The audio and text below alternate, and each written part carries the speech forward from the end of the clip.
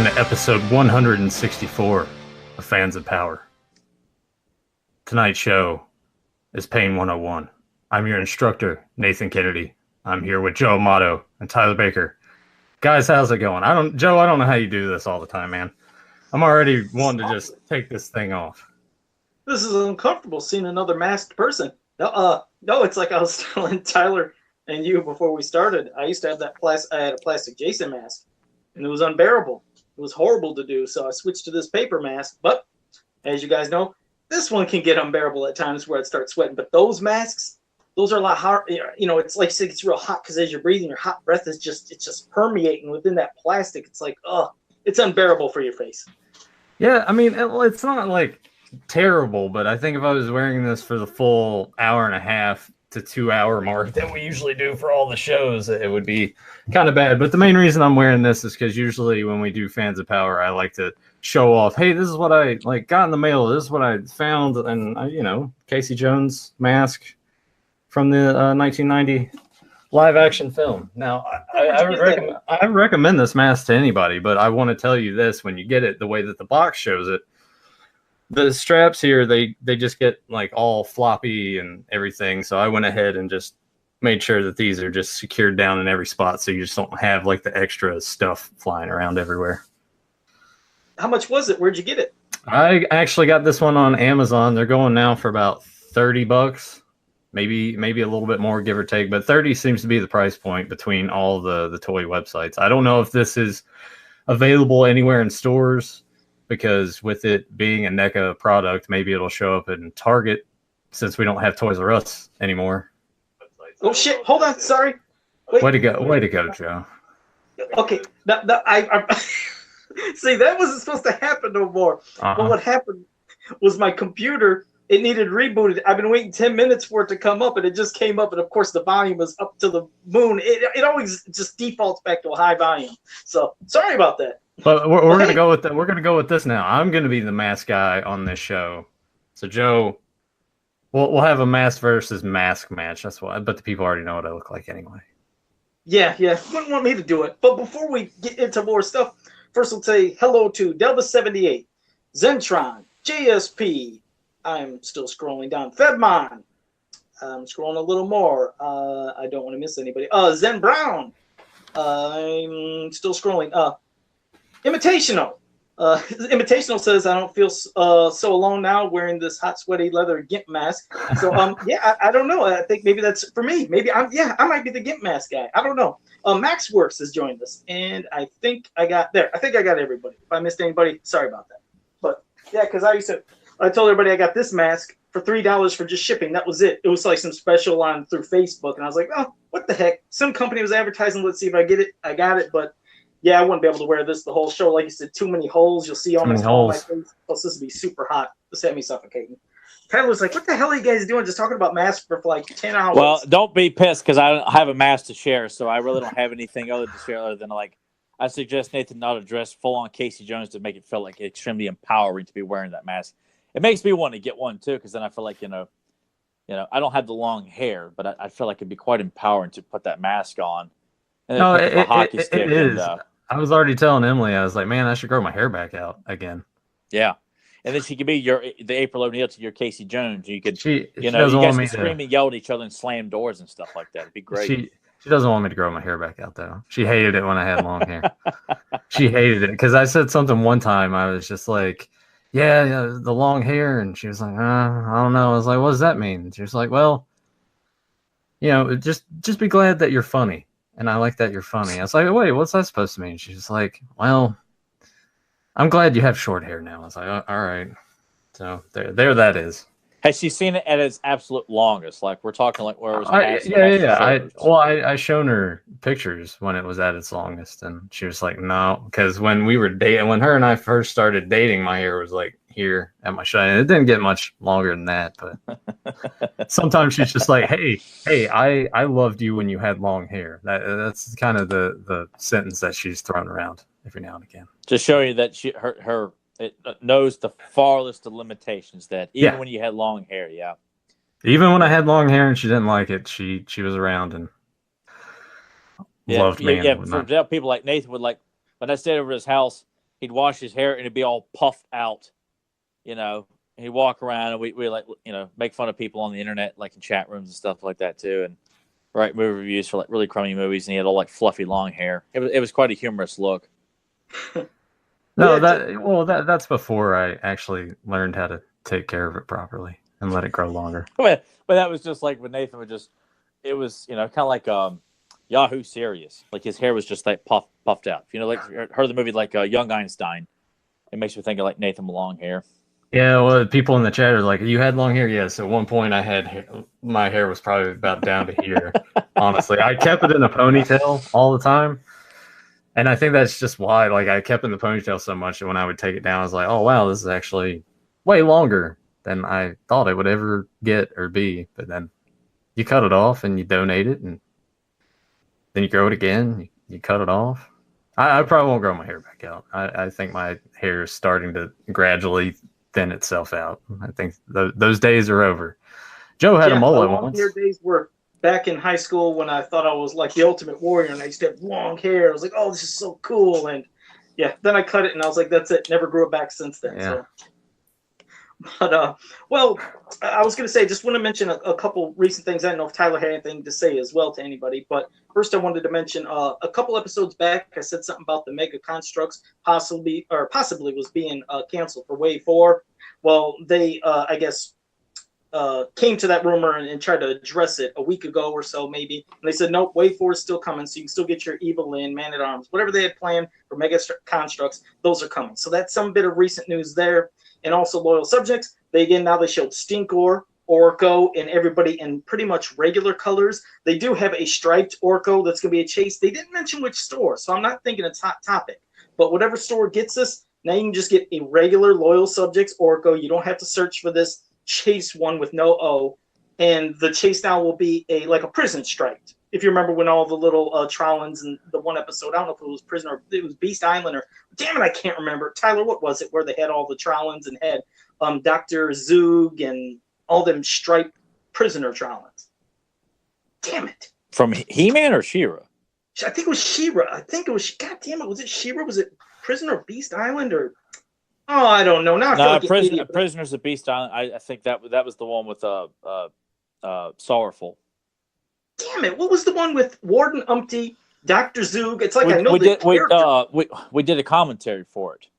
Oh, damn it! I'm an idiot. I'm sorry, guys. I'm an idiot. It was hell. I think Joe just can't think of it because he's bummed out that this might not show up at Hot Topic and he won't get to go hit on all the girls and everything. I get no more. I'll go back to see the girls. But either way, they have a prison striped one. That's the Chase Orko. But you can get your regular Orko. I'm taking this mask off. It's starting to bother me now. Please do. Yeah, I can understand. But that's the only recent. I see why you do it now, though, Joe, because behind this, you can just be like, I don't know, I do feel a little more. You need to hold on to your head like Joe does, like you're having a migraine or something like that. What's that, Tyler? Hold on to your head like Joe does, where he's just. Oh, okay, yeah, I can do that. Yeah. You know, I've even caught myself where sometimes if my face scratches, like the headaches that Joe does. Just. I do. And like if my face will get a little itch, I've caught myself doing this. I'm like, what am I doing? I can't scratch. But it's a habit. But that's the only recent stuff. Nothing else beyond that I can think of. But Tyler, I don't know if you had anything or if you were addressing anything before we started talking about doing a commentary, talking about Snake Mountain, and whatever else pops up Masters-wise. But go ahead. Yes, I'm going to start off by issuing a public apology for my horse's ass behavior last week. I wasn't happy at all. Just last week? Yes, just last week. I think maybe like the past, I don't know, how long you guys been doing the show? I'm just kidding. I'm quite proud of my behavior over the last 3 years of this podcast, but last week was probably my lowest of lows. So I want to apologize to Joe and Nathan and everybody who listened to last week's episode. I was just a grumpy prick, and I just want to apologize for bringing down the tone and the lack of enthusiasm I normally bring in. My ego was not in check last week, as it's a heavily inflated, and it just was not. It was like a deflated mess last week. So I just want to apologize to everyone who missed my enthusiasm and He-Man machismo. I apologize for that last week. Apology not accepted. I was like, that's it. Like I get crickets from that. It's like, It's well, like, you know, look, I spent a long time saying that into the mirror, trying to get like the proper delivery for that, and you guys are just. Were you like spritzing like some water in your eye, trying to make yourself look like you're kind of tearing up a little bit? Yeah, I was kind of going for that Oscar-nominated speech. You know, it's at the end of the year when we have like our you know, our finest moments. You know, we would play that clip of me repeating this. I'm like throwing water in my face. You know, I never learned to read too, and you know, try to hammer home the emotion. And you guys are like, is that true? Yeah, everything except the reading part. Yep. Yeah. well, it happens. But let me quickly. I want to say hello to. I still got no damn acknowledgement about this. You guys are just like, okay, moving on now. Well, we already talked privately, and we all Not were just... you, but this is for the effect of the show. Where you guys are like, it's all right, Tyler. We understand. We all have. I mean, do I need to get in my car and come over again? Do I need to give you that? Do you have a present to give me? No. Don't bother. He's like, you don't have Grayskull Tower. You don't have Central Tower. He's like, stay the hell away. Yeah, you stay home. But quickly, Grimbot, Eric Amon, and Omegator have also joined us in the chat room, which also Grimbot mentioned. He said the episode was greatest magic. So, okay. All right. Thank you, Grimbot. Yeah, I completely forgot. Yeah. God, I hate that when I just go, oh, and Delvis78. When I did say hello, Delvis. God, I tell you, people, I lose my thought in seconds. And yeah. Maybe you ought to just wait till about 5 minutes or 10 minutes into the podcast before you start addressing everybody to keep popping in, because I feel like that stresses you out quite a bit when you feel like, oh my God, you know. Well, I try. I just want to. Like I try. The burnt pony showed up here. We got to make sure we say hello to her, and you know, the burnt pony, whatever her name is, Toasty Pony. The Toasty Pony. Get it right or pay the price. Do I need to put my mask back on? You might have to. If you're sporting a Jose Canseco Batman, I will back the hell off. yeah, you know that ain't worth dick anymore. Yes. Well, and I also want to say hello. And well, it was for Dan Rice and also for Delvis in the chat room, and there was some others that contacted me, thanking me too.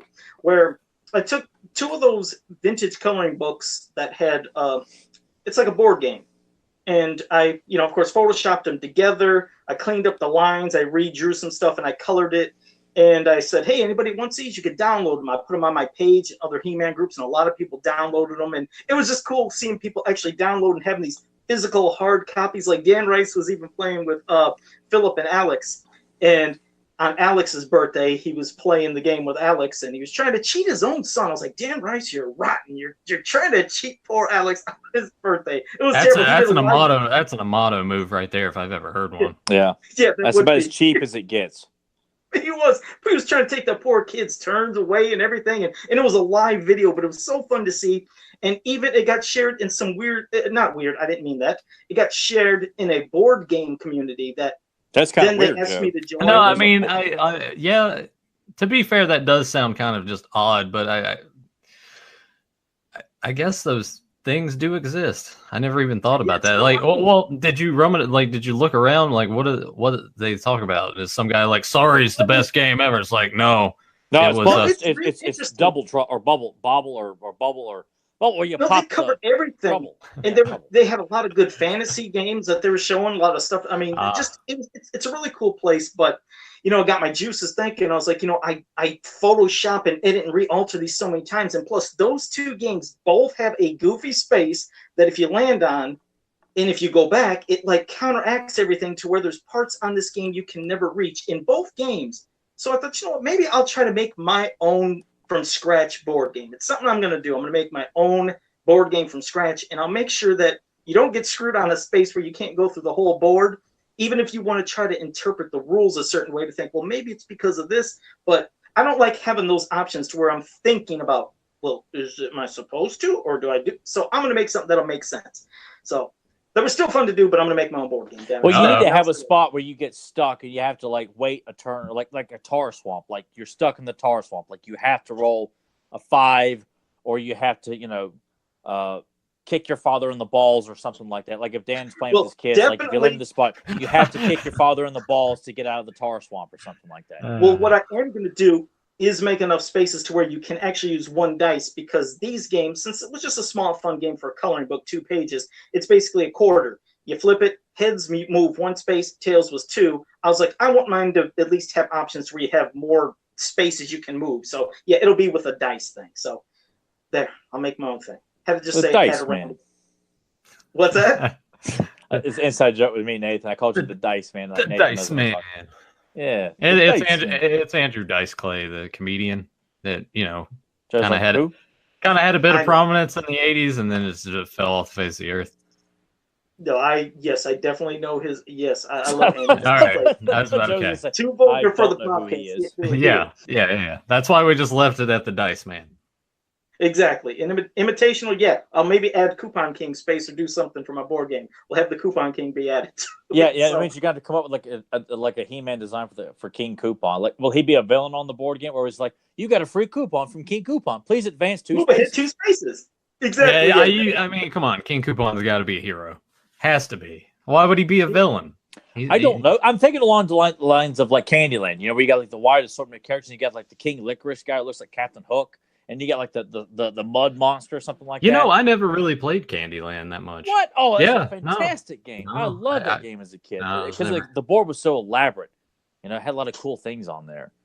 You know, so that's what I think of when Joe's putting this together. I'm thinking along the lines of like Candyland or Shoots and Ladders or something like that because I always thought those were some of the best board games. That and Junior Monopoly. Zen Brown said I should said Joe, make a board game and call it The Adventures of Tyler and the Mystical Tank Top. Oh, Jesus, your tank top's never gonna go away. I like that. Like, you can advance to get like, this tank top gives you the power of a bulging biceps. This one gives you the power of like a massive chest, and this one gives you like big back. But have the different designs. Like you get the Thundercat logo on one, you get the Horde logo on another. You get this is wonderful. You get the Bionic Sex on another one.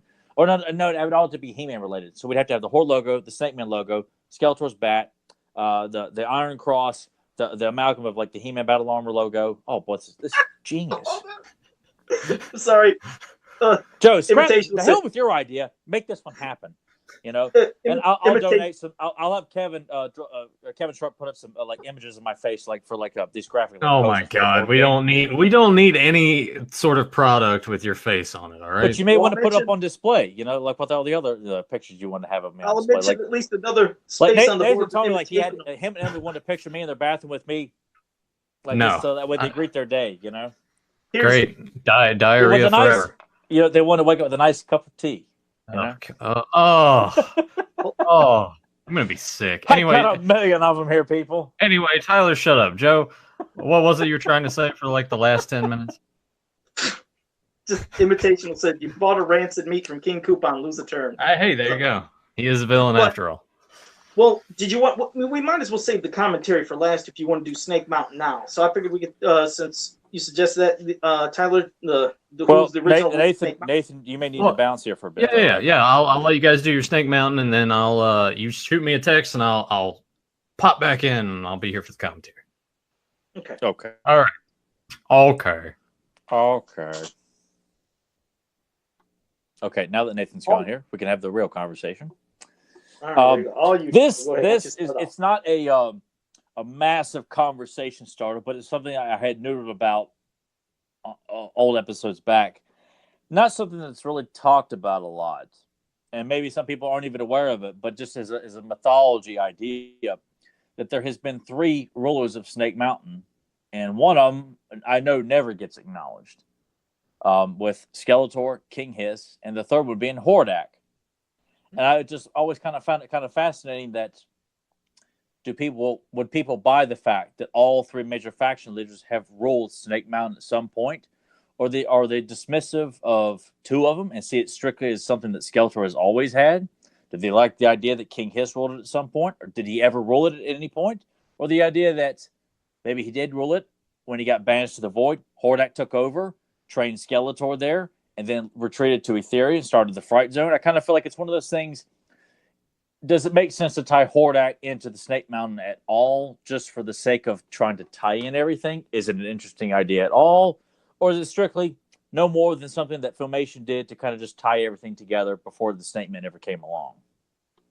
Yeah, because, from the Filmation cartoon, I thought in one of those episodes, didn't Skeletor say that he built Snake Mountain with the Golden Discs of Knowledge, or from the Golden Discs of Knowledge? Maybe that's what made him build Snake Mountain, or was there some story like that? I can't remember how that went. It's kind of, that's the thing. It was like with Filmation, and honestly, like Golden Discs of Knowledge is an episode I've watched like to the bare minimum. I don't care for that. I don't care for that episode. And Because you know then, what? I'm not ashamed to admit I do not have that episode memorized, other than the fact that I'm like, you know. and then I thought you're right. Then there was an episode I thought of She-Ra where they mentioned about how it was like Hordak's lair, but I was like, but did Skeletor build it? But then when he banished, when Hordak went to Etheria, is it then just now Skeletor's? It's like, so yeah, I got kind of a little confused, and of course I didn't memorize all the stuff from every episode. And I'm hoping that eventually Grimbot pops up here to at least correct me, because I'm sure he will. But it was mentioned in Secret of the Sword. That's where I'm really pulling this from, is that when the Horde was on Eternia, they resided in Snake Mountain.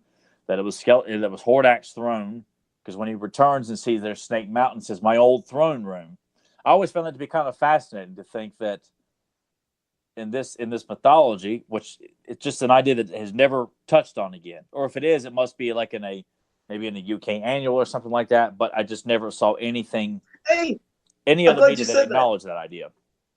I think in one of the UK stories, because I have some of those, I have about 50 of them, but I think there's like over 70 of those UK magazines. They have amazing stories, but a lot of them are different here and there. And I thought in one of them, there was a mention about, they even tried to explain the toy Snake Mountain, that apparently Skeletor was not pleased with the original design of Snake Mountain, which is why he made this design. It's like they tried to write in the design of the toy one, which it was better fortified, because maybe the original design he thought was not fortified enough for Hordak in case Hordak wanted to invade or something. I'm trying to remember. Like I said, my whole entire memories of all of them are a little scattered, but I thought they tried to put that into that, because otherwise, it's like interesting when you look at all the merchandise for Masters of the Universe. Anytime they showed Snake Mountain, at least most of the time, I could be wrong, and I'm sure others will correct me, most of the merchandise always showed the toy Snake Mountain.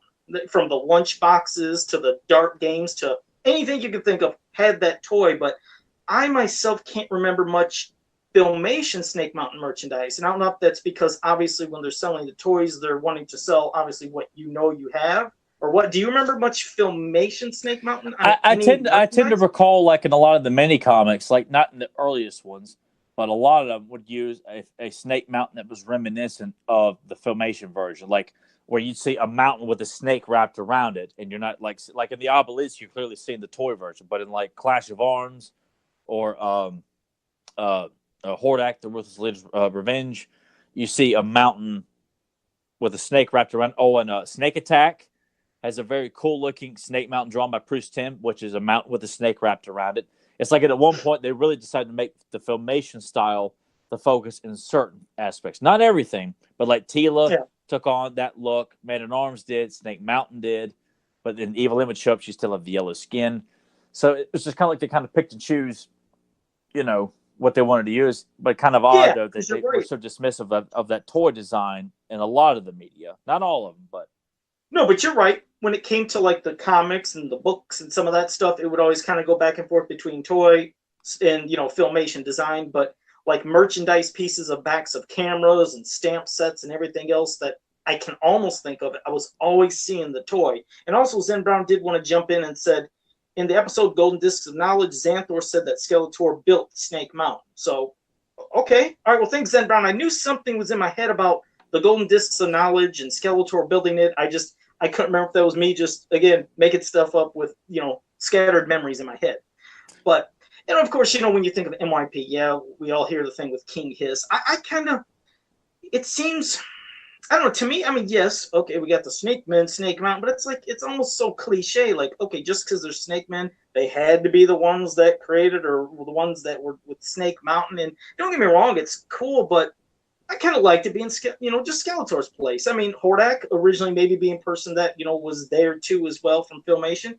It's okay, but I like just when somebody can have their own place, because Skeletor otherwise, before Snake Mountain and some of the early material, like, some of the books, wasn't it just like underground caverns or caves he dwelled in or something? Or I'm trying to think of like to the very, very first, like before mini comics or even the this Revenge of Skeletor like record book or cassette book where he comes from Infinita.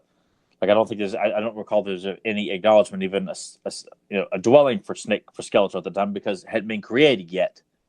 Because Snake Mountain wouldn't show up till Filmation in '83, and then as a toy in '84.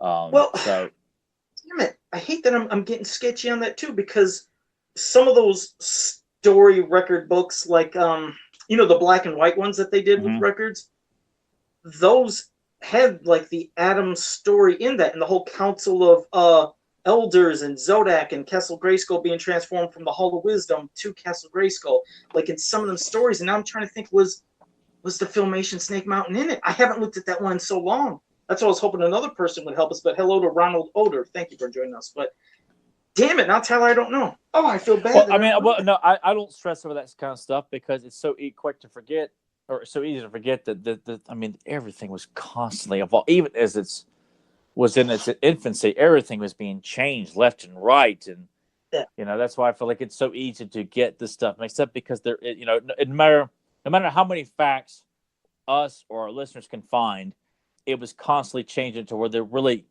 isn't a definitive canon of any of this stuff. It's always been a pick and choose, even though the masses will tend to look towards the Filmation cartoon for the bulk of it.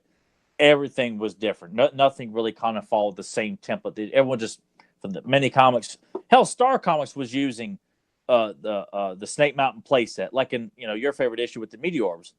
Skeletor's leaving the Snake Mountain playset, even though at that time when that book came out, Filmation was very prominent as well, being used a lot, but they're still going back to that as well. So I just kind of feel like, you know what, it's easy to not have all of it memorized because there still is no consistency. Even with the bios going on, like things are constantly changing and evolving. So it's I still like to look at all this stuff as like, the choose your own adventure books where you can kind of, pick and choose what you want. But I think if we were to take a vote, I mean, and that's why I brought this up, is that, you kind of felt that and which was interesting because the Snake Men are prominently written in as being tied to Snake Mountain, like King of the Snake Men, when, King Hiss is being brought back out of the depths of Snake Mountain by Skeletor. Even in the commercial, from the depths of Snake Mountain come the Snake Men. They are prominently tied to Snake Mountain once they are unleashed in '86. But the fact that Joe says he doesn't look at them as being anything more than just locked in Snake Mountain and not necessarily the official ruler of Snake Mountain at that point. Is that what you're trying to say? Yeah, along those lines, because I would like it. Oh, hello to Jake Juggalo. I would like to see that if the Snake Men were to have their own unique lair, would you say, because eventually they're living in the Viper Tower as the line progresses, like in Revenge of the Snake Men, that's their hideout. Like they've left Snake Mountain and reside in the Viper Tower. Something like that. I just wanted them to have something unique. I mean, just picture that again, even playset form. Let's say that this line could have continued and was really successful. Let's say that hypothetically we got 4 more years of Masters of the Universe back in the 80s. I would think they would have tried to come up with a concept of the Snake Men lair, their own version of something, whatever they could come with, however creepy and wet, slimy, whatever features it could come with. That's a hell of a thing to think of. What the hell could they have done if they would have made a Snake Men lair? I would have liked them to come up with something called the Snake Pit. Like that sounds like, even though I'm not using it as a reference to the NYP episode, but that sounds like a marketing name for a Snake Men playset, like the Snake Pit playset. With something kind of like a Raiders of the Lost Ark. When Andy goes down into the crypt and all the snakes are all over the place. Something that's very ancient looking with pillars and a throne for King Hiss to sit on, and something that would have you could have like a pit of like rubber snakes that would come with the play set that you could kind of toss in there and have like a kind of like a trap door for a He-Man or someone to fall down to, like a snake pit, have to fight all the snakes off. Something that would probably be kind of small, like the Fright Zone playset, not a big playset. I was just going to say that. I would rather it be like a Fright Zone, because I loved, of course, the gimmick of Snake Mountain and Castle Grayskull opening and having that castle, that type of lair. But the Fright Zone, as simplistic as it kind of looks, and people thought, back then, some of them thought, oh, it wasn't really that big. That was one that I really had the most fun with, because it was all presented right in front of you. You could use the hand puppet as the monster. You get caught in the trap. You get people thrown in the cell or the jail. If you're climbing to the top to get around, that tree would grab you. It had some cool-ass features for something that didn't open up, and I appreciated that. That's why, a Snake Mountain lair, just something maybe wasn't open, but just just lots of traps, pitfalls, and little gimmicks and spring things. Maybe there could even be like let's say a rock you were climbing up, and when you stand, you hit a button, and it'd be a spring-loaded trigger that makes you fly off of that. That would be something kind of cool too. I would even bring back the puppet gimmick and bring a snake puppet that could come up through the bottom of the playset to attack, somebody. Like, because I think it's such a genius idea that was used with sectars as well. Like, I would like to use it as like you get like a maybe a 2-layer here, where they essentially fall down to this middle layer. And you would take a snake puppet, come up to the bottom of the playset, and you get He-Man right here. You can use one of your hands to to kind of play back and forth. Kind of something very similar, but used a little bit differently, and playing Differently up like. Meaning, don't use not to knock the old set, but definitely not rubber, because not a lot of those things have survived because the rubber. Oh no, has they corroded. have, but that's kind of what I was thinking, that it would, or you can make it like a nice like plush puppet or something. But I almost feel like the rubber Like hand sectars. puppet looked a little bit more menacing, unless if you were to like use a plush puppet, it wouldn't look menacing as a child to me. But if they could have had at least the material, like how sectars, where hands could go in for some of those. And whether it would be, like you said, you might have wanted a snake or whatever it could be, but if it could have a different type of material that went over to where it wasn't rubber. All right. The fact that you just said using your hands, why not make it a 5-headed snake? Like you put your fingers in each one of the heads. Like a hydra. Almost like a hydra or dragon or snake. Yeah, not a hydra, but like the hydra, but it's all snakes. Like a big mess of snakes connected to one body. And you're moving it around attacking the hero. Wait a second. How about this? A chamber that you take your King Hiss figure that goes in, and then you spin around, and it's supposed to be like a transformation, and now you can control the head of King Hiss, his 4 arms, and it's like you're controlling a big juiced up version of King Hiss and all its snakes that you're now trapped in this section of his lair. That'd be kind of freaky. You could finally have him moving. Yeah, I think we're onto something here, people. We're doing it. We're creating stuff right now. Let's go. We're going to start getting this. Let's get it put out. Let's have another set. The return of vintage style play sets. We've had the figures come back. Let's get it. Get on the phone with them guys from Funko, man. We got an idea for a great play set. And they could call it like the generic, like just call it the Snake Pit play set that, hint, hint, wink, wink, ties in with a certain vintage toy line, and that way you can kind of display it with the Snake Men, but not advertise for the Snake Men, but we all know it would be used for the Snake Men kind of thing. That would be cool as hell. Hello, your favorite blockhead. Want to say hello to you too, but yeah, that'd be another cool thing. See, there's so many damn ideas. And I wanted to go back to something you said real earlier when you were talking about a choose your own adventure. I do remember a Ladybird book, one of the smaller ones. I believe it was called the Memory Stones. If I'm wrong, I hope somebody corrects me. But that one was a choose your own adventure book. I liked it. There was a part you start off and it says, if you want to do this, turn to this page or turn to that page. So it was one of the first He-Man choose your adventure stories that I can remember. I don't remember many others. Do you? No, I was not aware there were any, but I think it'd be a great idea to have something like that in the mythology of media for He-Man. I almost feel like it lends itself well to, you read the book as He-Man, then you decide, do we decide to take this path? Do we decide to, go on foot and send Battle Cat back to the palace? If you go on foot, then I don't know. I just kind of feel like it lends itself well to that idea of choosing your own adventure. Like I feel like it would work well with like children's books, but also with like young adult books of deciding, do we listen to Zodak and say, you can go further, but you have to turn the power sword over to me. But if you choose not to, man. It's something great going. That's what I mean with that Memory Stones book. It's such a cool gimmick because it always worked for Dungeons and Dragons. I had a couple volumes of those Dungeons and Dragons set books from when I was a kid, and I still have one of the sets to where it's the Choose Your Own Adventure. But I mean, they did it in the UK. I think it'd be great if they were ever to bring back some type of books here in the US or anything. Just get some fun gimmicks. Just not, like you said, not just for the kids, but young adults and adults. It's kind of cool. It definitely can have you reminisce, especially when you're an adult and you enjoy it. But kids should have that too, and definitely give more options besides just having comic books or a straight storybook. To have more of those, to have choose your adventures would be great. It's not just the kind of gimmicky stuff that people would eat up. I mean, hell, people are excited about the little golden books that'll be coming out next year for He-Man and She-Ra, and those are geared for kids 2 to 5 years old. So even if adults think that's cool, what the hell do you think that we've got some other type of stuff? We'll buy it up. There's no doubt. Yeah.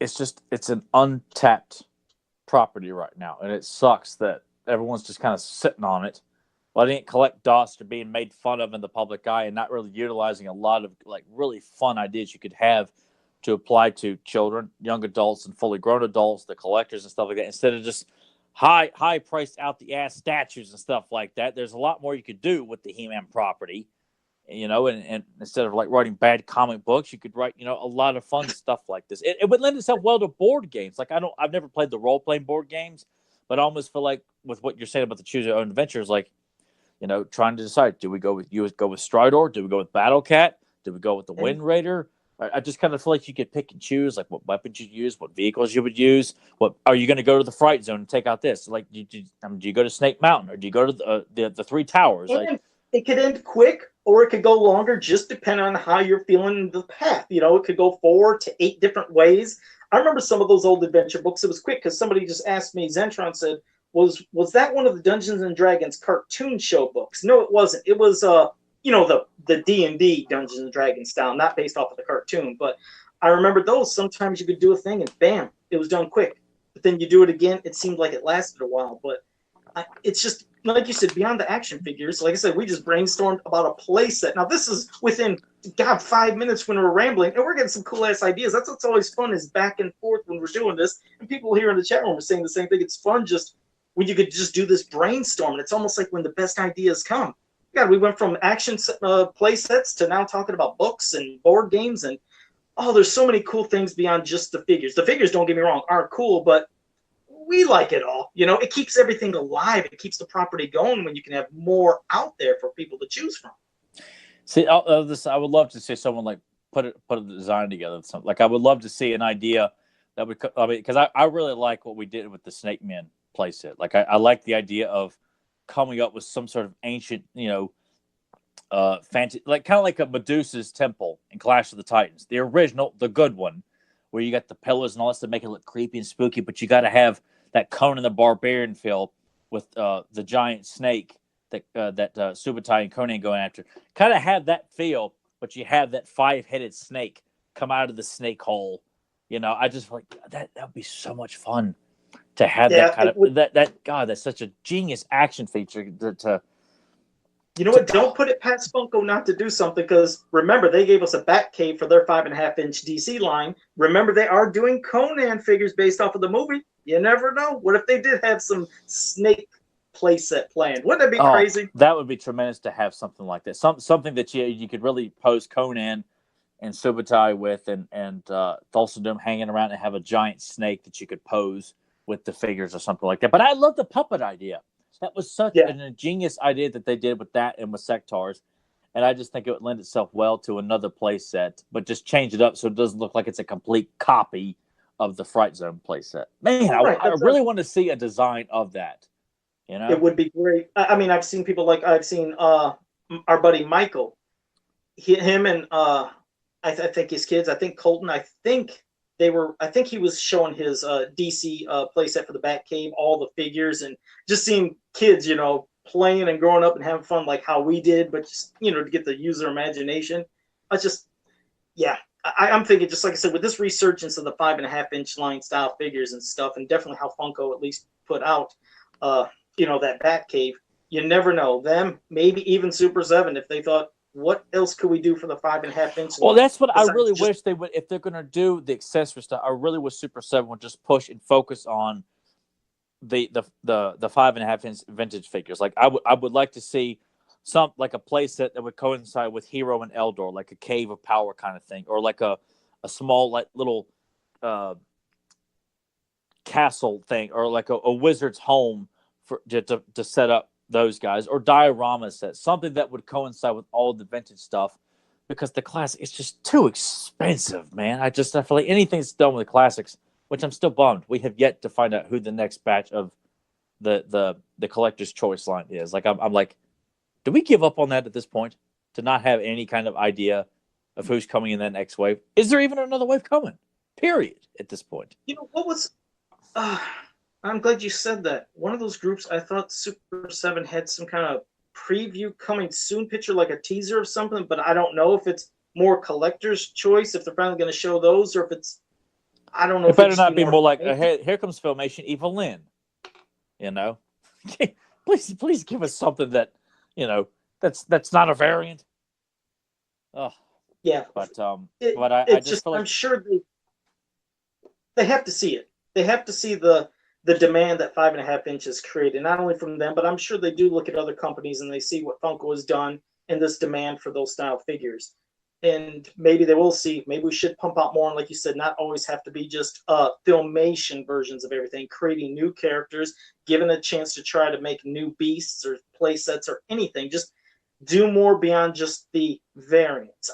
I think they would understand there's a demand for that. And you never know. Maybe when there's a show coming up, I don't know the next comic convention when the heck that happens, but maybe we'll have something in probably store won't for be us. till February, like at the New York Toy Fair. I think it's the Oh, is big that one when in it's going to be? February.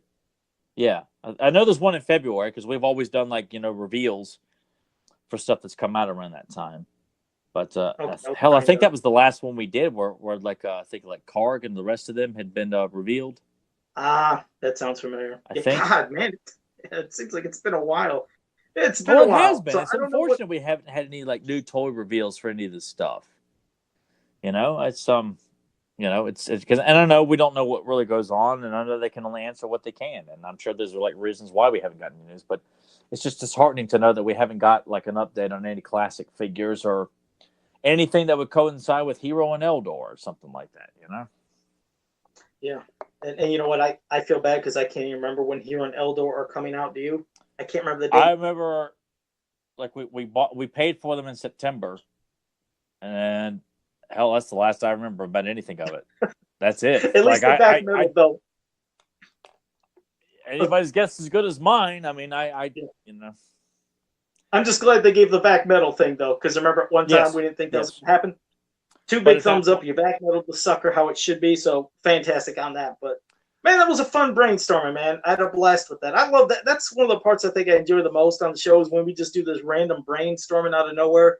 It's just the ideas start pouring out. I'm really like quite fixated on the Snake Men playset. Like to think that I've never even thought about that until you said that, and it makes me feel like that opens up a lot of potential for a fun playset where you could take nods from Raiders of the Lost Ark and Clash of the Titans and Conan the Barbarian and come up with this epic small playset that really is just built around either a giant snake or snakes or something like a big gimmick. And maybe a throne and some rubber snakes to throw in there too to kind of spice up the place there or something like that, and a couple of gimmick traps and stuff like that too. And just have a field. Oh, man, it's just it's just like Dave Cornette says: the people who know how to don't have the money, and the people who have the money don't know how.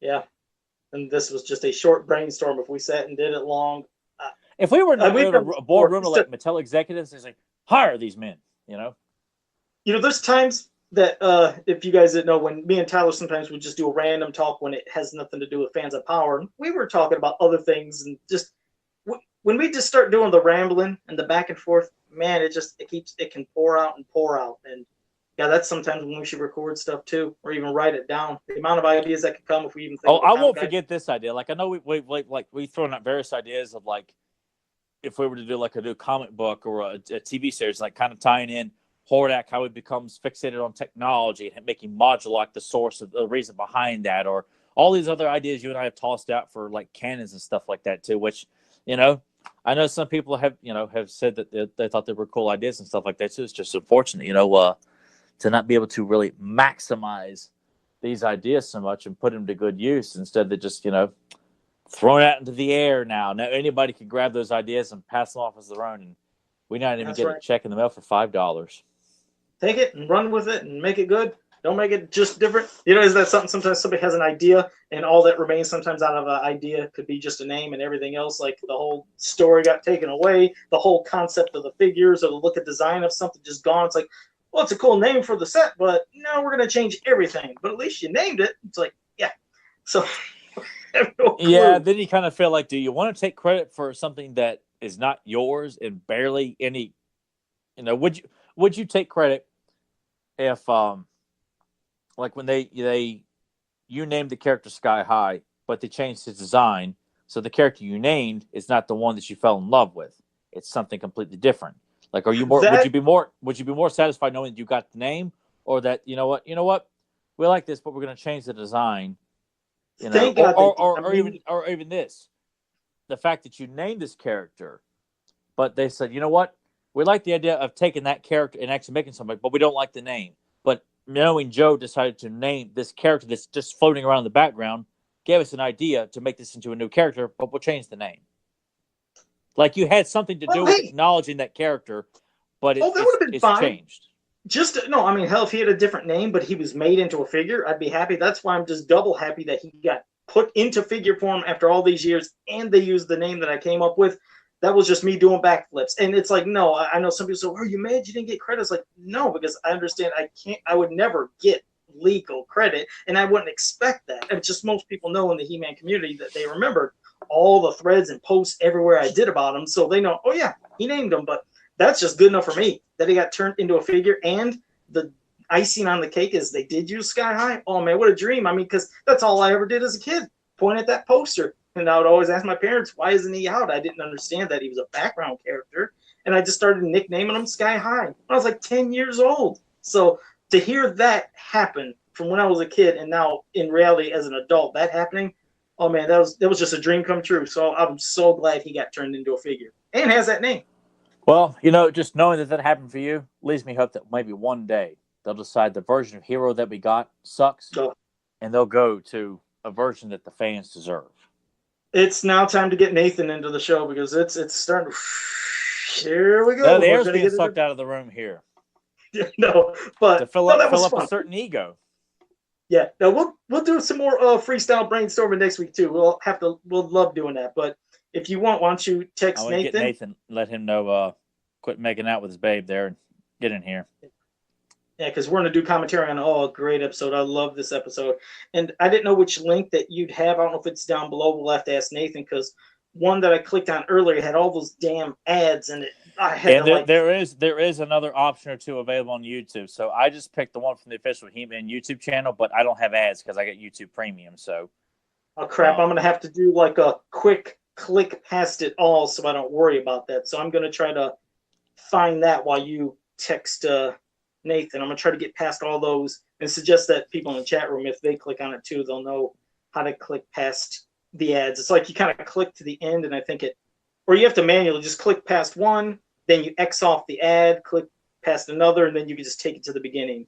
Yeah. So far, I see about 10 ads that I'm knocking off of this. Well, I think it's got to be from the one from the official YouTube channel too. It is. So I'm just waiting for everything to run past it. Once it's done, I can do it. But people in advance, just type in to Save Skeletor on YouTube if you're going to split screens. You can watch us listening to us and watch the cartoon episode as well.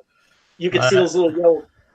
Yeah, see the yellow dots. Click past them. Oh yeah, because all that stuff I had to do it too. It's all just the little blips that pop up at the little advertisements at the bottom of the screen that you can X out. And occasionally, every fourth one might have an ad, but you can click that video off in 5 seconds. So I just have 4 more, and then after I do that, I can be done. So anybody else, if you can watch it, do the same thing. I was going to say the link is down below for the episode, so you guys can just click in the description and then click on that, and that'll take you right to the one we're going to watch. There, and I clicked past every ad. Now I'm ad-free right now. So after you give a couple seconds and you think people is ready, you can give them the thumbs up. Tyler's going to do the countdown like always, and then we can fire it up. Yeah, I was sitting there and I was like, man, when's the commentary going to happen? Because I'm in there watching Emily play the Pokemon game on Nintendo Switch. And it's your Pokemon? Yeah, she was doing all right, I guess. I try when she's playing games. I'm like how Joe is to me. I'm like that to her, I guess. They're like, come on, hey man, I'm Emily. Look at me, I'm Emily. But I'm not as mean about it like Joe is to me. I'm not really mean. I just will remind you sometimes if you're terrible during a game. That's all. But I'm not. You yeah. By the way, I heard you pissing all over Peacekeepers too. What the hell's wrong with you? Peacekeepers isn't good, is it, Joe? Well, we haven't had this conversation with Tyler yet. We should have done that on Retro, not Fans of Power. This will be a quick 1-minute conversation. Yeah, while you guys are kind of getting geared up, Peacekeepers sucks. Yeah, well, they could get their stuff ready for this 1-minute thing. No, the thing is, first I played Rival Turf, from Jalico, and I thought, it was okay, it wasn't bad, but I was like, it's no Final Fight or Streets of Rage. And then a year or two later came the Peacekeepers, and I was like, what the hell happened? The whole flow of the game, the the play mechanics. I was like, oh god, this is terrible. But I mean, if you like it, that is cool. It's just, I was like, oh, I hate this game. Don't be all PC about it. If you thought it sucked, had the balls to say it sucked, Tyler. It sucked. It was just, it was bad. I never did get it because I remember you told me you were going to play. I'm like, I never did get a review on Peacekeepers from Joe. I think Joe just got wrapped up doing his Smurf customs or something like that. It was just, yeah, that was a bad game, and I was so thankful I didn't buy it back in the day. And yeah, I mean, I feel bad for anyone that did spend their hard-earned money on that game back then. That was a terrible game. I wouldn't even have rented it. It's not even worth the money to rent. It's a bad game. But, all right, well, Nathan, I think everybody's pretty much set in the chat room now. So, if Tyler, you want to get him set with the countdown with 3, 2, 1, we'll kick it off. Give you a countdown. Smash your old head clean out of your ass. All right. 3, 2, 1, Shigora. I'm going to ask this while the intro is playing because you guys are going to probably know this more than anybody else. So we know that He-Man and Skeletor have to kind of team up to save the day. How many times has this happened through the course of this series run? Nathan, I'll let you know. Tyler know more than me. I know Evil Seed, but pretty much past that, I know Tyler's going to know everything. I don't know everyone. I know Evil Lynn teaming up with Tila when I think they had to fight Kothos or something, but yeah, pass it to Tyler. I mean, there's a temporary team up in Gateway to Trouble, but for the most part, it's these are the two prominent team up episodes. Like that's the main focus. Like that's essentially what the episodes are really written around. And when people think of the Skeletor and He-Man teaming up, they think of this episode and Evil Seed because of they're the ones that they clearly. There are moments where like they're acknowledging we have to team up. So these are pretty when much they're going against a big evil. That's what always freaked me out is when there was something that bad to where they had to team up together. It was something that really caught your attention as a kid. Not just a kid, but just anybody that was a fan of the cartoon. Seeing that's like, wow. And again, for people that are watching this, and if they've never seen it before, you're not going to get any stuff to where people want to say, this is corny, it's silly, it's stupid. If people say that who are watching cartoons nowadays, look at this, they just obviously, their taste is quite different. Because this starts off right from the get-go, like, what the, I remember this moment here, just like you did, Tyler, when you see Whiplash coming, what is going on? Yeah, because I saw this on VHS, so this was a big deal to me, like to see Whiplash in action again, and then seeing Fisto for the first time. Like, whoa, Fisto's in this! Because this was the first episode for both Whiplash and Fisto for the series. So this is a big deal. And the Man at Arms with his mace, which is something we don't see much. I was just going to say, is that one of the few times he had his mace in there? Yep. Doesn't happen much, but that's probably was one of his more prominent poses with it. And seeing Whiplash when he collapsed, you're going, what is going on? And they're playing that dramatic music like they love to do, and he's wanting to help, King Randor or the kingdom, and he's summoning the court physicians, whatever. Yeah. This just was weird to see, and then him explaining what was going on. Damn, I love this episode. Yeah, this is great. I mean, this transition to Snake Mountain here, the music kicking in. Like, Nathan, when you're seeing this, you're like, oh, man, now I know why they picked this episode. This is just makes my nipples hard. Yeah, once everything comes into play, I realize why Tyler picked this. Because it's... you've gotten a lot in other animated series, but it is always cool, and I can imagine like Joe and Tyler's reactions as kids seeing this and just sort of being blown away, knowing that like they're gonna have to team up. That had to be like a super cool feeling for the both of you. It was. It was just Shigora was like a good villain. I know it has more of an impact on Joe, but as a kid, I was more excited about the team up and seeing Fisto and Whiplash in the episode too.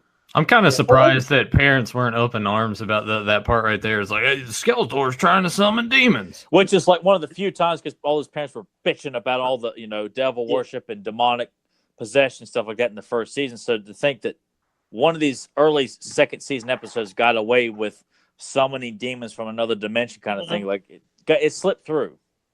Everything, though, about this episode, from Shigor to the team up, I mean, I loved it all. And just, I know when I first seen him, I was like, oh, he kind of looks weird. Like, some people thought it was, kind of laughable how he looked. But when you see him get angry, when you see what he does, it changes the whole tone, dynamic, and feel of this character, that anything you thought might have been silly when you first seen him go right out the window when you start seeing stuff like Skeletor getting pissed. Like, okay, now he's going to use his powers on him, and it's nothing. I remember when I seen that and he laughed, that scared me. It really scared me as a kid. It's like, well, what is he going to do against this thing?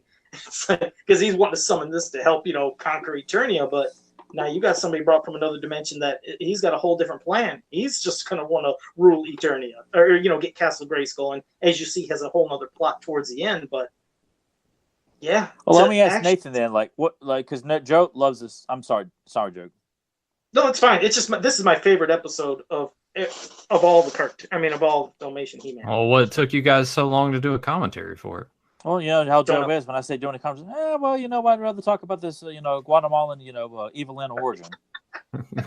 Like what the hell's that from? Oh, well, it's kind of hard to find there, but it's available in here. It's about 27 pages. There you go. It's dubbed by some guy who doesn't speak English, and you're like, oh, okay, I'll see what I can do, Joe. He's like, let's do it now. A full episode on it. I don't know. Joe doesn't really suggest commentaries for the most part. Like I think for the most part, leaves that to me. So that was frightening. That's when you seen how pissed he really looked when Trapjaw shot him and he turned and and then this just slapping Whiplash like nothing, like just pimp smack him just out the way. This face right here, that got me going. That's when I was like, okay, no more was I thinking. If anybody thinks silliness, that was all serious, and it's like, what are they going to do? And then now, is this kind of one and done for this character at all? Or is yes. Okay. Yeah. You would think that maybe they would have, kind of found a way to bring him back at some point too. I really feel like there were so many, great villains that show up, but for the most part, I mean, it was very fortunate if any one-shot villain ever got like another appearance, like Negator, Kothos, Count Marzo, Mulcrum, yeah. Mulcrum, yeah. It's kind of one of those things where the Mulcrum only got the one appearance, whereas like Negator had two, Count Marzo had two or three, Kothos had two or three. It's just you felt like they really could have kept going with the series with how many original villains they introduced, like Mask and It would have been interesting. The Game Master. But it's a shame. Like Shigor could have been brought back easily. Yeah. Yep. The music always is hit at home when they there's something about that peaceful kind of dramatic all type of music, and then when the sorcerer's speaking in that beautiful voice, and then speaking all about Shigor and what this demon's about. I love those moments. That is, man, what is it? Why can't cartoons just capture that magic? Well, and knowing too that they only had certain pieces of music that were done for the show, and if you play them in the right moments, they have a great impact if you know when to position them in the episode. It builds up. Yeah. It's just it comes down to good direction, good editing. It's just like this is the parts we have, the stock animation we have. Let's use this stock animation 3. Let's use this piece of music, and it intensifies something that you've seen images of before. But and then this secret passageway is never referenced again. This is strictly like the one time, which I'd imagine for Snake Mountain, there's probably are a lot of secret passageways. They probably had to fill that one up, find a different one, because now, damn it, now they know how to get in the Snake Mountain. Yeah. I was going to ask, did it ever get touched on again, like when they kind of find their secret passageways on both ends of Castle Grayskull and Snake Mountain? Is that something that's ever exploited again later on in the show, or is it just sort of forgotten about? Pretty much, it's kind of established that when there's an assault on Snake Mountain, He-Man knows where to go. They've gone into the snake head. They've gone in through, under the waterfalls. I imagine Skeletor's got various ways to get in and out, but I'm sure there's certain ones that, lead to certain doom and others are safe. So it works for the story, but it kind of feels like there would be multiple ways to get in. Castle Grayskull, there's only one way to get in. What's your thoughts on the actual design of Shigor, Nathan? I know you're seeing this for the first time. Is it kind of come off as okay? Does it leave any impact? Does it, has that Cthulhu, no. I think that it's fine. I also think that it works in its favor that they made him pretty big compared to everybody else. I was going to ask you guys about this too, because I know a lot of people like Fisto, but how do they feel about his? How do you guys feel about his voice? I think it's badass. I think it's badass. What was the need though to sort of have that echo effect to his voice? Just a cool effect. I love this boom, nothing. Yeah. I think it makes him sound more powerful with a really thick, booming, echoey voice like that. It just makes the character sound that much more imposing. Even if he's a very good guy, he sounds very imposing when you got a voice like that. and it's a metallic echoing. It's just Yeah, something that yeah. works so beautiful. It's Yeah, I so love cool. that. I was really taken aback, like in a positive way, when I heard it for the first time as a kid. It just sounded Love so it. cool. And the voice of Shigora is frightening too. Yeah. John It's Orman did a good job with that. God, I love it. That's what I mean. Just great voice work for it. But here he comes, like, okay, now you go. You got I rid of my mean prisoner. that sort of that yell battle cry thing is quite intimidating too. Oh, I love And I that. like Yeah, those group shots you see of all the heroes and villains Yeah. together like that. It just looks really cool. it was cool. Yeah, because like, oh my God, it's like a whole giant team that's gonna have Yeah. to take out the Gamma Any monster. plans for like a classics figure? Was this ever No. something that? No, they never had plans. Probably not. I know It's Axel probably threw in a something- reference to Shigora in one of the mini comics he worked on. Yeah, There's one panel of Unfortunately, Shigora out in outer space, which I thought, this oh, stuff that's a will nice touch. Probably never be made, and it's just because it's too big, and he's probably so obscure. They figure most fans wouldn't want him, but I know my ass, I'd buy that damn thing. Hell yeah, I'd find buy it- one too. Yes. But well, there, Shigora, bam, he disappeared. Now they have to deal with these crazy ass. These little things just always freak me out. They just seem creepy, not like really terrifying or terrifying, imposing, but just like annoying little shits that are just bothersome, just to keep them occupied until obviously they got to go take care of Shigora. And you see some cool little things like Trapjaw, Fisto kind of doing a team up. That's what I liked of the dynamic. You got to see one good guy, one bad guy doing something together to stop these little pests. So working together like that. Like it's all temporary, but it's fun for the episode to see them having to work together, and it's not just something that's said like having this moment with Evelyn and Tila, Fisto and Trapjaw and Skeletor and He-Man. Like it's just really cool to see them actually helping each other out, begrudgingly, of course, but that's staying true to the characters that, as a kid you're watching, it's like, wow, they might become good guys, but as an adult you watch it's like they have to stay in character. They have to do it. Yeah, like that. Like, Evelyn and Tila, and won't happen again. Yeah, like that. Yeah. That's how you need to see Evelyn. Like she's doing it, but letting you know we're still enemies. Mm-hmm. I like that. And more beyond just a wind breath, you see a tornado breath that He-Man could do. I always like seeing when He-Man would do something different that is kind of something you didn't see all the time. We've seen his super breath, but I like seeing that kind of tornado thing. Is kind of cool. So where would they go once they're inside of Orko's hat, though? Like, I almost feel like that's probably like the mouth of madness. You just probably don't really want to know the answer to that one there. But I'd like to think it's a testament to how powerful he is. Right? That he could and dispose of something like that. And Skeletor helping He-Man, who's like, you helped me, now I helped you. Pretty much that's it. We're even. So you don't see that too often either. Where Skeletor was like, okay, I'll get you back. One in return. Now we're cool.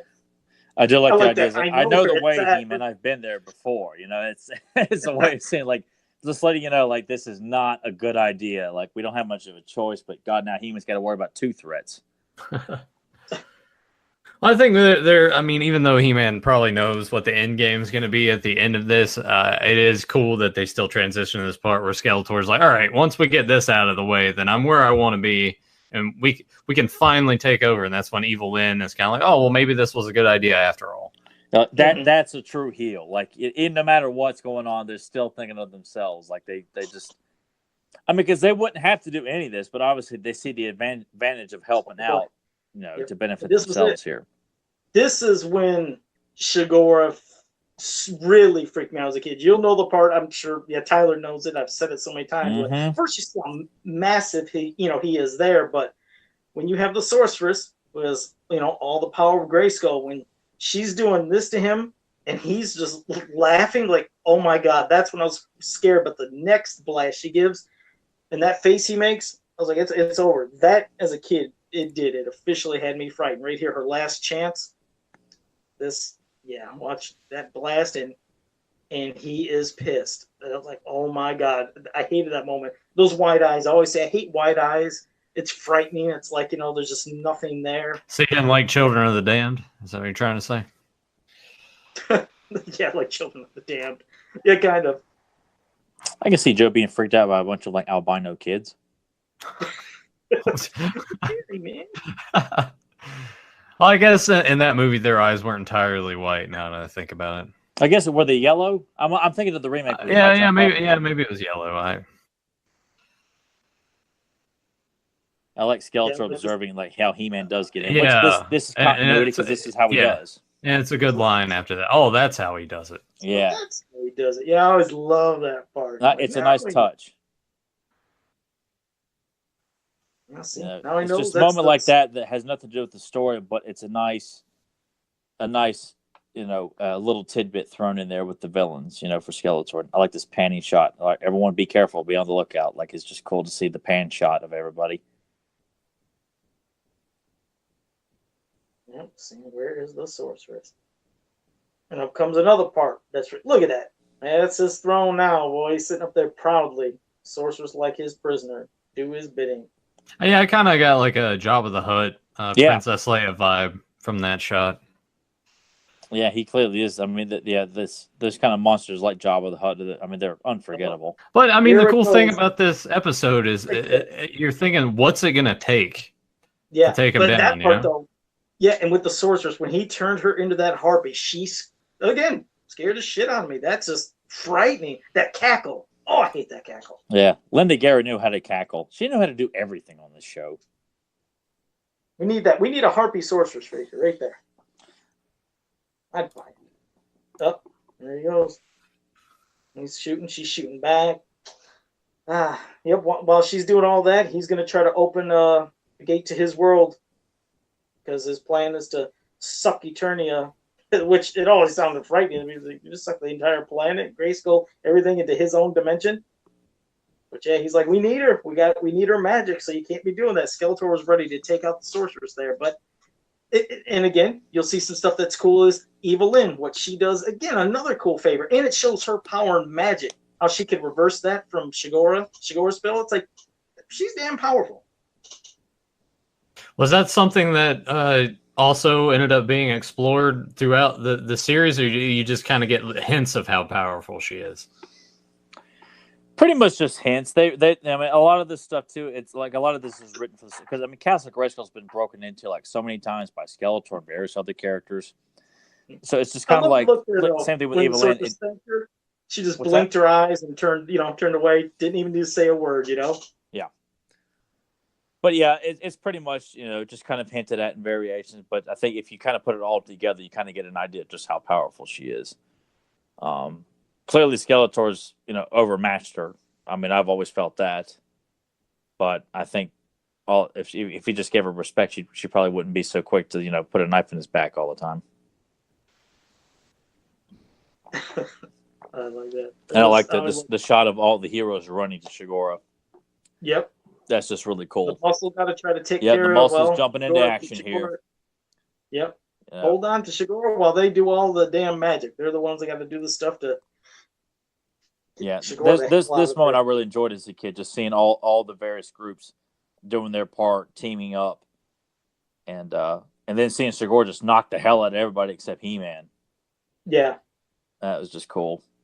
Just really just showing. I mean, obviously he struggled with them, so it gives you an idea just how strong everybody is. But He-Man is going to be the one that holds on. He took like the back burner in this episode. He barely did anything. He was just kind of there. Who's that? He really didn't do. Was he do just run at one time, and then when that fire comes up, it blocks him? But Man-at-Arms really didn't do anything, well, for this part, compared to the beginning where he's... Yeah, no, and really, I think with this episode, too, featuring Fist and Whiplash for the first time, they're wanting to, showcase the new characters a lot more prominently, whereas, Man-at-Arms is in almost every single episode, so I kind of, it's probably, he shows up, here and there, but he doesn't do squat in this episode, which is probably for the better.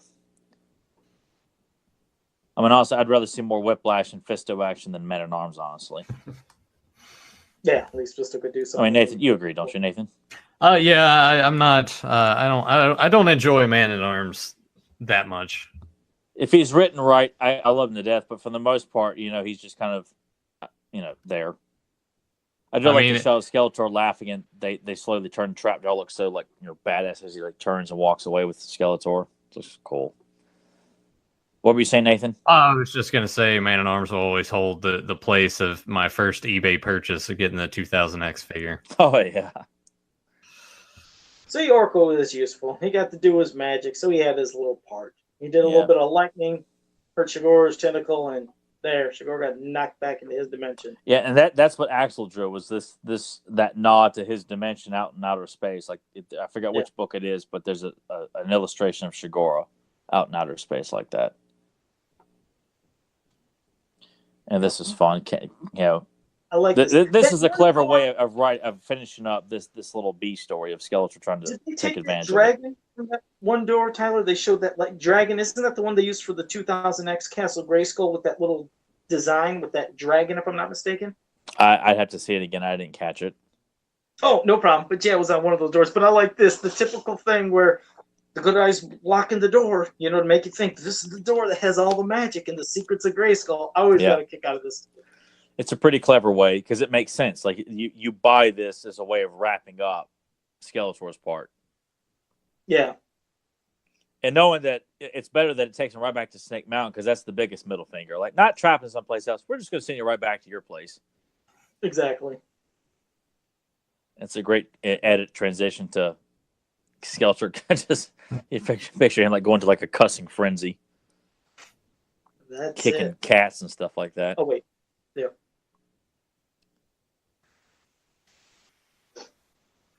You see, Orko, now you're actually useful. I hate it when they do that. It's like, God, you guys go back to the wall all the time, making him look like a little jerk off. It's like, stop doing that. He's one of the boys. I would never write Orko like that. Yeah, I never thought of him as being any kind of worthless character. None of them. Anybody that was in the cartoon. Yeah. Well, not about Prince Adam. Maybe You would much rather be at Hot Topic. Yeah, getting guitar picks and macking on Hot Topic chicks. Talking about the latest T-shirts on sale. That's right. And he make sure you always give a helping hand. Might not be as big as mine. Yeah.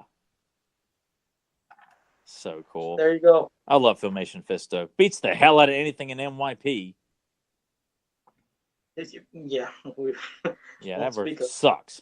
I enjoyed this Fisto much more. There's a lot of things in NYP I'd like to, but this Fisto I like a lot better than the NYP Fisto. Well, Nathan, what are your thoughts on it after we wrapping that up, man? It's cool. Anytime heroes and villains have to team up to go against a greater force that threatens both of them and the entire universe that they're in, that's always cool. I always try to bring stuff back to wrestling. I'm honestly surprised there hasn't been more of that, where you have like your top heel and your top baby face that have been feuding, and here comes like someone that comes along that doesn't care, that just destroys them both. And they have to find a way to vanquish this guy, and then they can go back to feuding. Maybe that's happened before, but they did it in the episode Trust, but I would, which was fine in NYP. But I would like to see an episode or something done with just He-Man and Skeletor. No Havoc staff, no Power Sword. They're trapped someplace. They got to get out. I'm sure Skeletor tries to take advantage of it, and then realizes, look, I can't keep doing this. I'll never get out of here. Like I would love to see that, where they're really talking to each other as two guys. Why do you hate me so much? Like, why is it you're constantly a pain in my ass all the time? Like having those moments, and then they finally really get out and they're like, you know what? Maybe another day, He-Man, where I'm not fighting you today. Something like that. Or what if they took it in a different direction, where the new threat becomes the main villain and the team up just sort of sticks for a while? Only temporary. Like I could do that. But only if at the end of it, we have to have Skeletor come back to being like the real douchebag that he is. Well, I'm saying that like you can build it to where it's like, you know what, maybe Skeletor's finally turned over that new leaf. He might be a decent guy, and then boom. Yeah. Like bring him in, get him in the palm of your hand, and then just ultimately then he pulls the hood off, and it's like, it's me, Austin. Yeah, pretty much. Pretty much. Yeah. Who that I just will make a reference because I know how pissed off Nathan gets about that.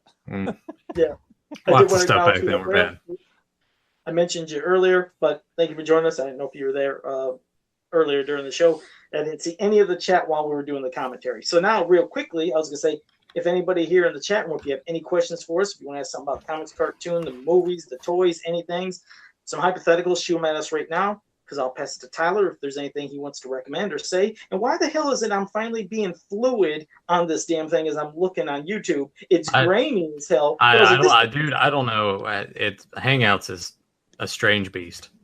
It's the first time I was fluid. It might be in VHS quality, but I love it. See, that just shows I'm always about old school. Even my technology, I love it. I like this look. It's like Black Dynamite. That's I was how going to the say it's shot in quality is Black right. Dynamite. You know, everything on Joe's in shot in film. That's right. You're gonna see a boom mic popping right here or something. So I love it. It's like they quit like jump cuts and stuff like that when Joe's talking, and poor editing. The sound cuts in and out. It does happen. I'm the Black Dynamite of the podcast right here with everything from the technology. This is fantastic. Grimbot in the chat room says, when we going to review our next newspaper strip story? I'll tell you what. How about next week, Tyler? We'll do the next installment. Why the hell not? All right, that's good. Thank you for that, Grimbot, because we love that. And you're right. We've been pacing it. And Nathan, you don't have that book though, right? No, I do not. It's like, don't ask me to buy it. Am I going to have to spend more money? Haven't I done enough? This week. Read it. You can read one of the stories or something. But okay. But thank you for that, Grimbot. Invitational question for Tyler: have you ever considered growing an orange Fisto style beard? I keep trying to tell him to do it. I'm like, just grow a beard, man. And he said, all right, I'm gonna here's Tyler's answer. He doesn't even have to answer this question. I will answer it for you as Tyler. Man, if I grow a beard, this is gonna be all. I'm gonna look like one of them hipster kids that goes to Starbucks and they listen to trendy music and they're in all their stuff and the trendy and yuck fest. There you go. Yeah, pretty much there. I'm not comfortable having like long hair on my face. I feel dirty and gross. I like to keep a 5 o'clock shadow. But and plus orange. I have blonde hair. My beard is a mix of blonde and brown. So if I could grow a beard, I would do it just for you, but I can't. I appreciate the thought. No, I'm not growing it for you. Growing it for imitational. How is that username? How are you saying it, Joe? Oh, wait a second. I've been saying imitational. It is. Yeah, it's emotional. Yeah. Okay, good. See, I just corrected it after you said that. I just reread it. So emotional. Thank you for that. As for me, I never liked facial hair at all because the way I eat, it'd be too messy. I like licking my lips and face. And I'm just being honest. That's what napkins are for, Joe. I don't like napkins. Joe would be like Ed and Naked Gun. He's got clumps of banana hanging on the side of his face. You got something on your face, Joe. Plop. Yeah. Can I get it? Okay, Delva78 said, Joe, do you have a link to the Masters of the Universe Facebook page with the Snake Mountain mold done as a jungle playset? I don't have a link to that page, but I do have that picture. I can send that to you, Delvis, because, yeah, we've seen that early look of like a Snake Mountain jungle set thing that they had, which is pretty cool, so I will send it to you. Zentron, I am not seeing your movie quote, so please put it in now. So there's a 30-second delay. By the time I read through these others, it should pop up, but I'm not seeing a movie quote right now. Emotional said beards are for the cookie cutters. All right. Fedmon, Tyler. Yeah, that's right. I'm above everybody else. I'm my own thing. That's why I steal my look from Arnold and Sonny Crockett.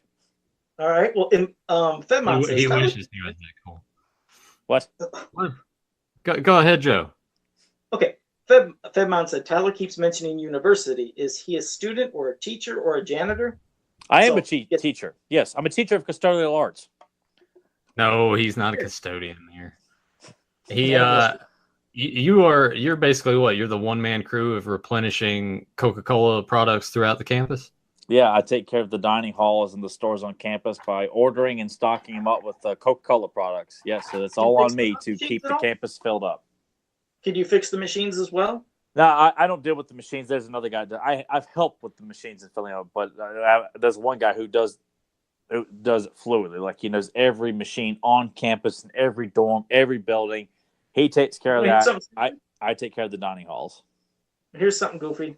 The job that I used to do, like I said, before I started doing customs for a living, 10 years I worked in a factory doing shipping, receiving, warehousing, everything you can think of, being a grunt, them paying me barely the price of what one person gets. I should have had a big raise. They never gave it to me. So I was just being slave labored around there. But so much so to where if the pop machine broke, I had to go in there and learn to fix it. So I was fixing our Coke machine that we had because they didn't want to pay a professional to come out. So I fixed that's the thing. They don't pay. If we have a machine where all you have to do is place a call and we come fix it for you for free. They must have just like tormenting you, Joe. Because I just picture Joe's like the Fonz, man. He just like kicks it and then a can falls down. It's like a can of Coke comes Yeah, out. It's something that eventually they bought to own to where they didn't call people in to even fill it. Like they bought it, they owned it, and I would fill up the pop machine. Oh God, I'm having flashbacks. It was horrible because they'd have me go to the store picking up cases of pop, then I'd bring it into work, and then I'd have to fill it up. And it's gonna be like Black Dynamite in his Vietnam flashbacks. Yeah, exactly. I would start looking off like this, looking into the distance. Oh Jesus. Okay. Delvis said again, sent that picture to me. Do I know the page it was from? I don't, Delvis. I'm gonna try. It's to from the it Power out. and Honor Foundation. They're the ones that I think got hold of Okay, it and first. of course, Greenbot said it's on James Etok's wall, so you can definitely see it there. Maxwork says, Joe, write your Faker stories so we can make a comic out of it. Will you do that? Yes, I want to do a Faker story that I'll be doing with Karsten along with Zodak. So, yeah, those are things that I have to get on as well. I've been having a lot of other projects and personal things. Carson, you got to get that Clamp Champ Ninja comic done first there, buddy. Oh, yeah. He'll Before get you yours start done piling first, up all these projects, let's get one done first there, man.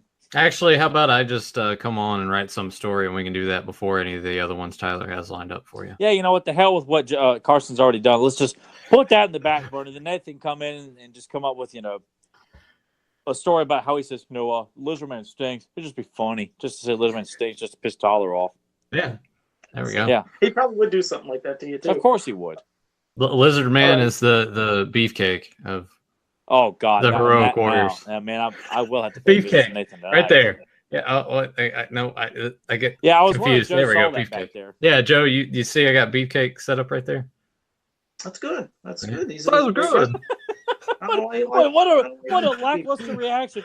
That's pretty good. Good for you, man. It's meant to be a joke, and Joe Claire's like, that's well, it's because Joe likes beefcake though. I know, but I just figured we'd get more variety. I still can't believe that you put him on your WrestleMania card. I'm still hanging on to that one, Joe. Beefcake's a good wrestler. I like beefcake. All I gotta do is throw us in the red beefcake. That's still funny to me.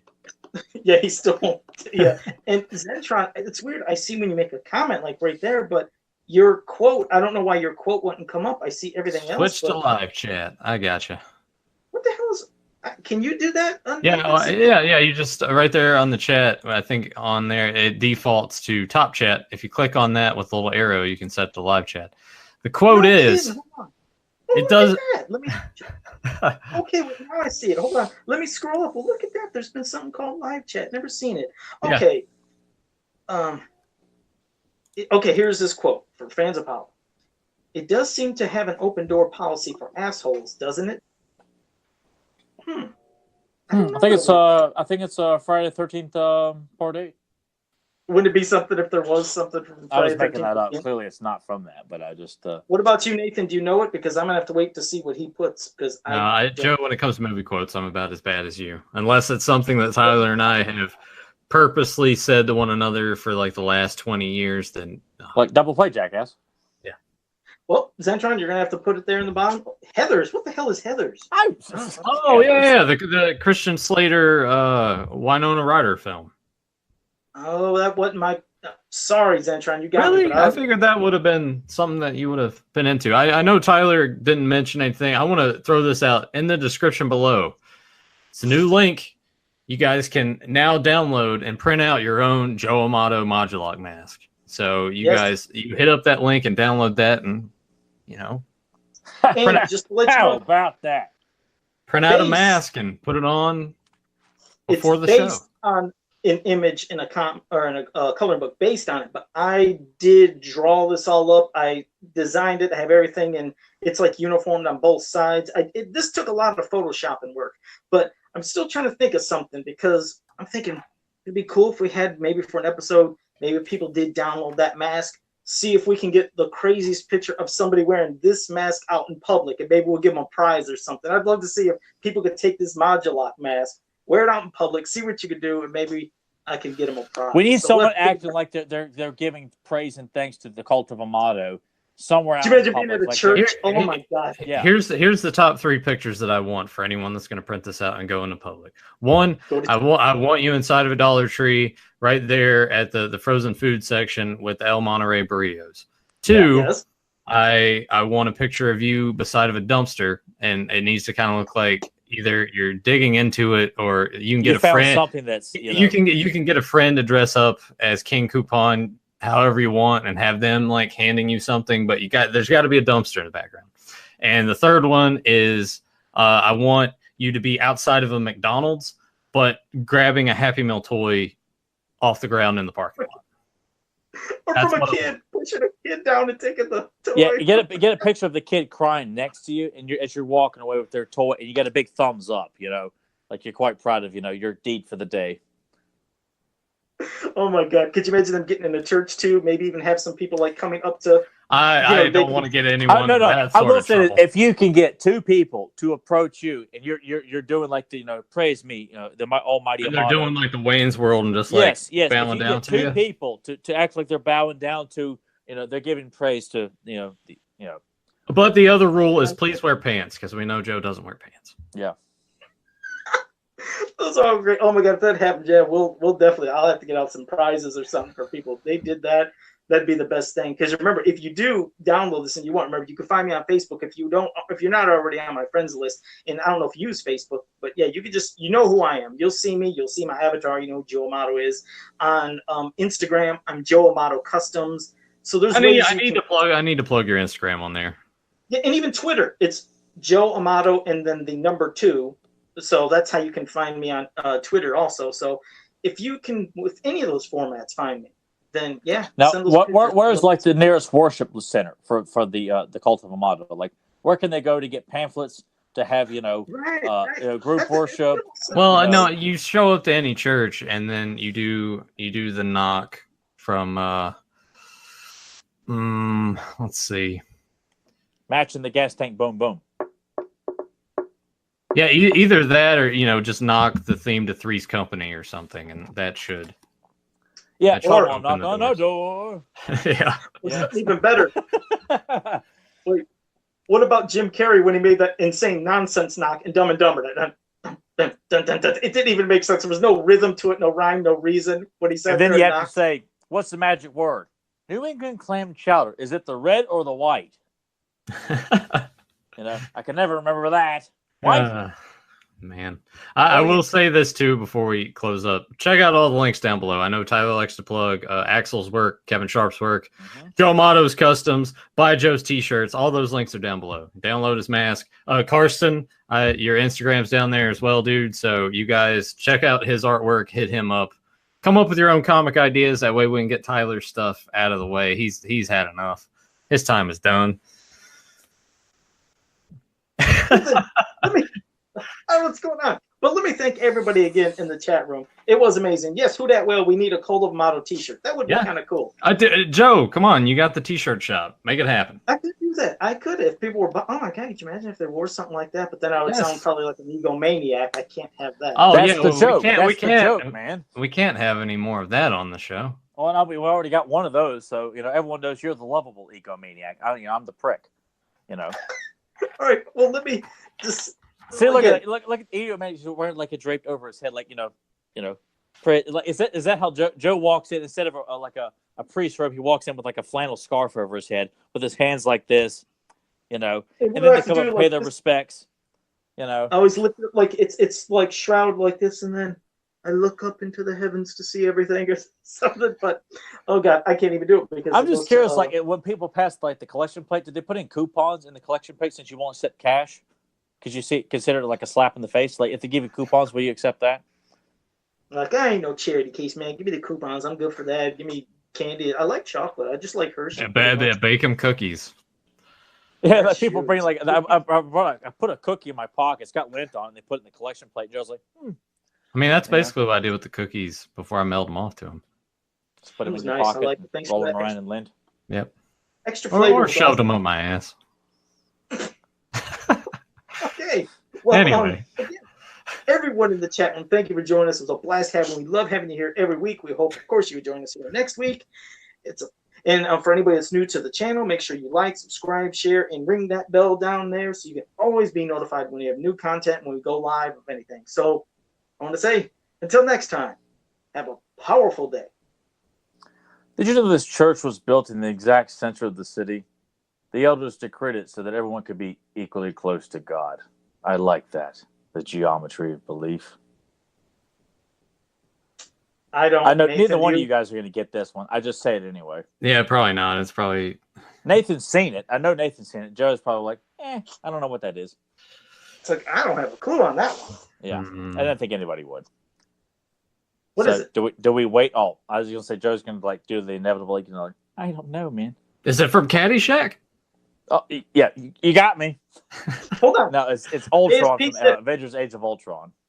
Oh, never mind. Then JSP didn't have it right. Whoa, JSP all right. said, I'm kind of surprised you would pull it from a Marvel film since you kind of that's one of the last good Marvel movies that's not completely like packed out the ass with you know.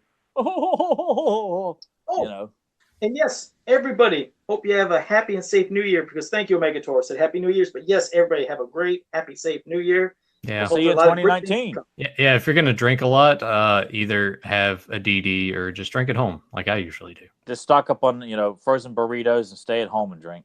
There you go. See, maybe Nathan will stream tournament fighters, TMNT tournament fighters, or Sunset Riders, or something from Konami. Now you're gonna get Joel in that kick. He's gonna immediately start messing. Hey, you streaming tonight? Hey, can't wait.